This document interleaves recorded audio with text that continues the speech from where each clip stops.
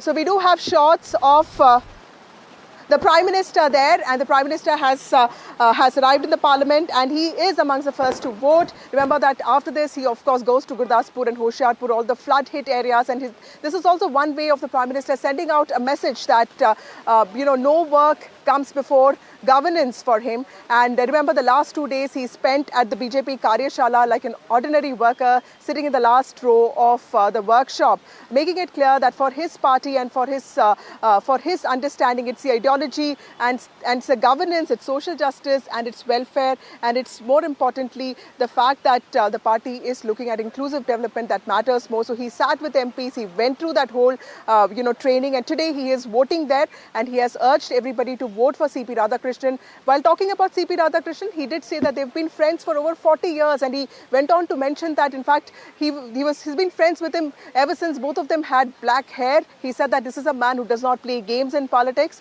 He's not known to be manipulative. He has really praised him for his for his ideals, for his commitment, not just to the party but also to the post that he is holding. Remember, CP Radhakrishnan has been a governor of Jharkhand and Maharashtra. Also, the Prime Minister in the past has really openly praised him. He comes from Coimbatore, and Tamil Nadu is a state that the Prime Minister is extremely fond of. Vasudha, while you are speaking on the Prime Minister coming there, this is also very important. It's unlike what happened in 2017 and the 2022 vice presidential election. This is coming on the back of the 2040 below par performance of the BJP. At least that's what many of their supporters would believe. They would have hoped for a much better show. So in that context as well, this becomes very, very important while we are speaking at this moment, and the BJP NDA showing how important this entire election is from 8 a.m. There has been, in fact, ministers meeting different MPs from different states, making sure not only the NDA gets its full quota, the numbers is somewhere around 434, 435 numbers that the NDA has with the support of the YSRCP, but they would also want some chunk or at least some cross voting, so that they can show that the government is fully in control as far as the Lok Sabha and the Rajya Sabha is concerned, Vasudha.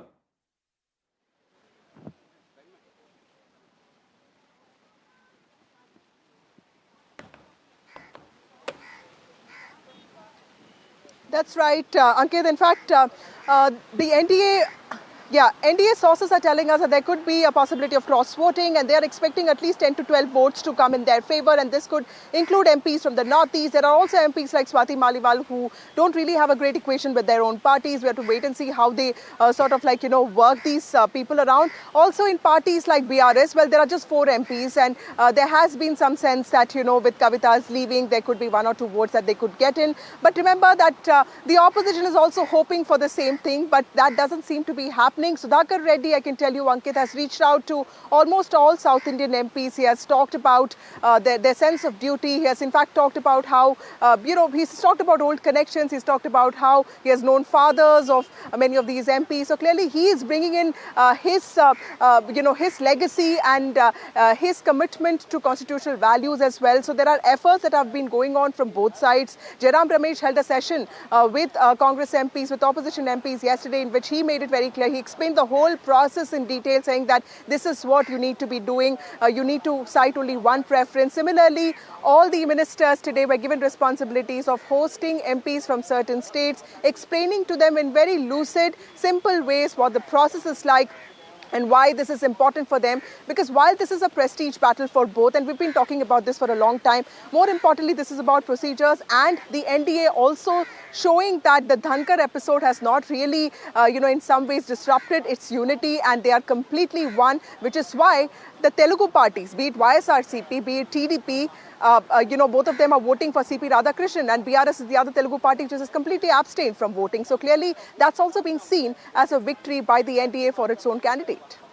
Well, it's been almost 50 days since that shock of resignation of the former Vice President Jagdeep Dhankar, which necessitated these vice presidential elections. A lot of rethought, recalibration has gone not only in the selection of the candidate, but also in the way the NDA is approaching this election of the Vice President of India. Remember, he's the master of the Rajya Sabha, the leader of the House, the chairperson of the House. And, as a chairperson, he's expected to be bipartisan. Will there be a difference in his approach when it comes to the opposition? Will there be whosoever, in fact, wins? The numbers clearly stacked in favor. There will be doesn't seem that there is going to be any surprise as far as the winner of the vice president is concerned. I think the interest is whether there is some cross voting, what is the final difference, the margin of the victory. Because the last time in 2022, it was more than 360 odd votes for the NDA candidate, Mr. Dhankar, against Margaret Alva, one of the biggest margins of victory. The situation since then has changed a lot.